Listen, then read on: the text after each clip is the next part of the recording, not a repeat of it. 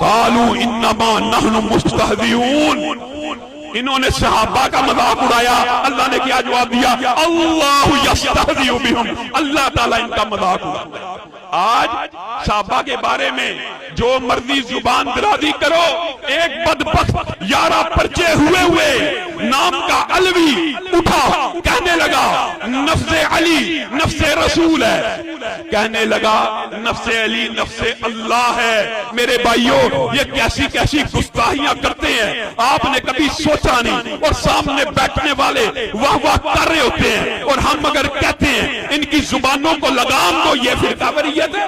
اور فرقہ وریت تمہیں نظر نہیں آتی، وہ بکواس کرتے ہوئے کیا کہتا ہے؟ امی عائشہ کو رسول اللہ نے تو اپنی زندگی میں واقعی طلاق نہیں تھی دی، لیکن چونکہ نفس رسول ہیں، علی نفس رسول ہیں، بعین ہی بذاتی ہی ویسے ہی ہیں جیسے رسول اللہ۔ تو جنگوں کے بعد علی نے کیا کہہ دیا تھا؟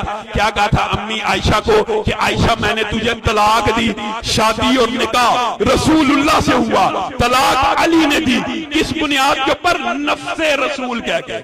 اس بدبخت کو شرم اور حیا نہیں آئی کہ یہ بات کیا کر رہا ہے؟ جو نفس رسول جس طریقے سے تو بنا رہا ہے، بتا فاطمہ اور علی کا آپس میں رشتہ کیا بنتا ہے؟ یہ بدبخت ایسے گستاخ ہیں، اتنی بڑی توہین کر جاتے ہیں، اتنی بڑی گستاخی کر جاتے ہیں، اور الزام ہم فقیروں کے اوپر، الزام پھر بھی اہل حدیث کے اوپر، دیوبند کے اوپر، بریلوی کے اوپر۔ وہ جلالی صاحب نے جو بھی بات کی، انہوں نے یہی کہا تھا نا کہ فاطمہ رضی اللہ نے اجتہادی غلطی کی، وہ تو فرقہ وریت ہے، اس کے جرم میں تو گرفتاری ہوگی۔ یہ علوی علل اعلان نبی کی باقی بیٹیوں کا نسب کسی اور کے ساتھ جوڑے۔ میرے بھائیوں، ہم میں سے کوئی بدبخت اٹھے اور معاذ اللہ یہ کہ فاطمہ بنت رسول اللہ نہیں ہے، فاطمہ بنت فلاں ہے، یہ نسب کا تبدیل ہونا کتنی بڑی توہین اور الزام ہے۔